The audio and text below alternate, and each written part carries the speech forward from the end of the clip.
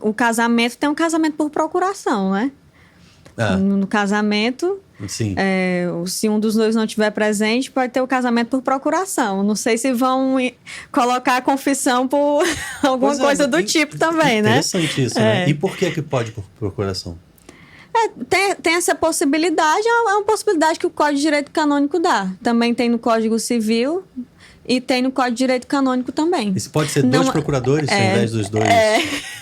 Olha, isso antigamente não é muito comum, casamento por procuração. Imagina. Mas antigamente eu acho que dava até uns erros de pessoa, né? Por exemplo, as pessoas não se conheciam quando tinha aqueles relacionamentos à distância, né? As pessoas não se conheciam e tudo, aí casavam por procuração, e aí quando se viam pessoalmente, olha, não é a pessoa que eu imaginei, né? Casei com outra pessoa. Já eu acho que isso não devia existir. Um negócio desse. Pois é. Mas graças a Deus não é muito comum. Não, meu avô casou por procuração no civil. Porque para ele não era tão importante. Então ele mandou o procurador e o advogado da minha avó lá também resolveram lá e pronto. Mas lógico que na igreja eu quero estar diante da sociedade e do sacerdote.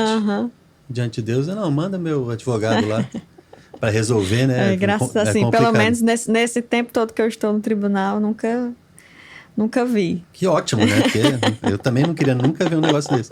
Quais são outros casos interessantes? Porque me vem à cabeça alguns, mas diz aí. Os outros casos interessantes que nós temos. Aí vem os vícios de consentimento, que são os mais comuns, que é o que nós chamamos dos processos ordinários lá do tribunal. São os processos comuns, 90% dos processos do tribunal versam sobre os vícios de consentimento. Né, que é o quê?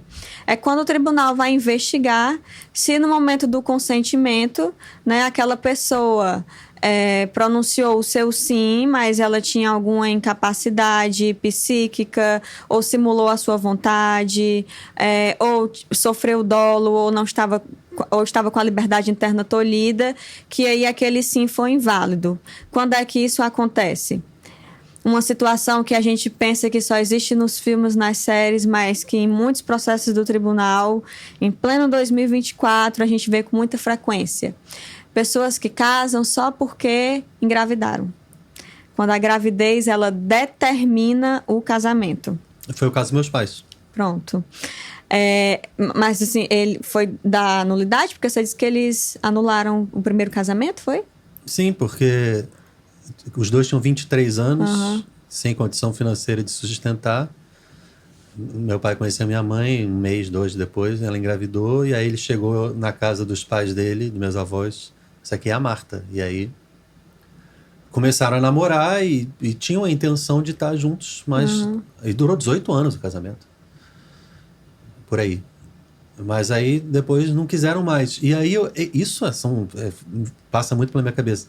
Aí você resolve não querer mais, porque não está dando mais certo. E aí você vai rever a tua história e repensar a tua história e ver... a gente era jovem demais, a gente casou porque ela engravidou e a gente, na verdade, é mais amigo do que marido e mulher. E a gente tinha o ato conjugal no casamento, mas... Foi até bom, porque eu sou o filho mais novo, então eu nasci, né? Mas assim, imagina... Mas então é válido você chegar a esse ponto da tua história e você olhar 18 anos, 19 atrás e falar... na verdade, desde o início eu não estava mesmo assim... Não tem um tempo. As pessoas até têm esse questionamento de que, foram 30 anos de casados, eu ainda posso entrar com processo de nulidade matrimonial? Pode. Porque o que está sendo investigado? O consentimento, o sim. Né? O que aconteceu naquele momento, no dia do casamento. Sim. Né? Então, se aconteceu alguma coisa que viciou esse consentimento ali, o casamento ele tornou-se nulo ali. Né? Então, foram 30 anos de convivência, mas o consentimento foi viciado. Então, esse casamento ele pode ser declarado nulo. No caso da gravidez, que determina o casamento, porque tem a gravidez que apressa o casamento. O que é isso, né? O casal já namora ali, já tem um relacionamento, já planeja se casar, já está se organizando e acaba engravidando. Então, o que é que acontece? Não, já estamos organizando para casar, vamos só apressar aqui... Que é o meu caso. Vamos só apressar uma coisa que já está nos nossos planos, né? Eu vou morrer casado. Pronto, graças a Deus.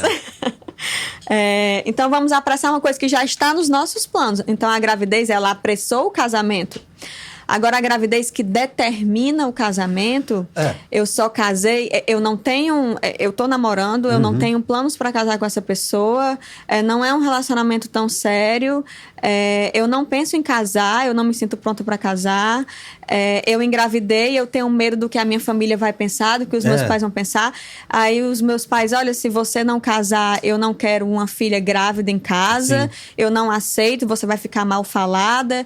E aí fala para o rapaz, você tem que assumir sua responsabilidade. Então você vê ali que a gravidez determinou o casamento.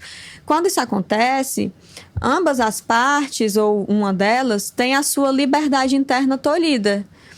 Porque quando ele você... se forçou de qualquer maneira, seja forçou, porque família, quando você vai sociedade. casar, Deus quer o livre-arbítrio para tudo, né? A livre vontade e o consentimento matrimonial, ele tem que ser livre, né? Então, quando eu caso, quando eu falo meu sim, eu tenho que querer verdadeiramente. E não estar motivado por outras situações. Então, nesse caso, né, a gravidez determinou e teve ali uma pressão de terceiros, ou então até o medo da pessoa, né? Às vezes a pessoa é de comunidade, tem medo de ficar mal falada. O que é que as pessoas da minha comunidade vão falar? Eu sou de grupo de jovens, eu tenho que dar o exemplo, então eu tenho que casar para reparar esse dano. Sim. Então, esse consentimento, ele pode ter sido viciado por uma falta de liberdade interna, digamos assim. Mas se a pessoa acredita, que eu acho que foi o caso deles, né? Eu acho que é o melhor a fazer é eu casar com essa menina que eu engravidei. Mas até esse momento eu não tinha pensado nesse assunto. Quer dizer, isso não torna válido um casamento, porque a pessoa decidiu casar porque antes engravidou. Né? Então ainda não está válido, porque não é uma escolha de eu quero casar porque eu quero ser marido dessa mulher, né? Às vezes casa e não entende ali. Quando a gente fala que não entende, é não entender ali realmente o que é a sacramentalidade do matrimônio, as obrigações que você vai assumir, as coisas que você vai renunciar, os seus direitos e os seus deveres. Porque entender o que é um matrimônio como um todo mundo sabe, né? É casar, é morar com uma pessoa, é dividir ali a vida, é pagar as contas. Então, isso, todo mundo sabe o que é. Mas viver o matrimônio, saber o que você vai renunciar, o que você tem que assumir, as suas obrigações, tanto espirituais como materiais, como físicas, nem todas as pessoas elas têm essa maturidade e têm esse conhecimento, né? Então, isso pode prejudicar a comunhão de vida e tornar nulo um matrimônio.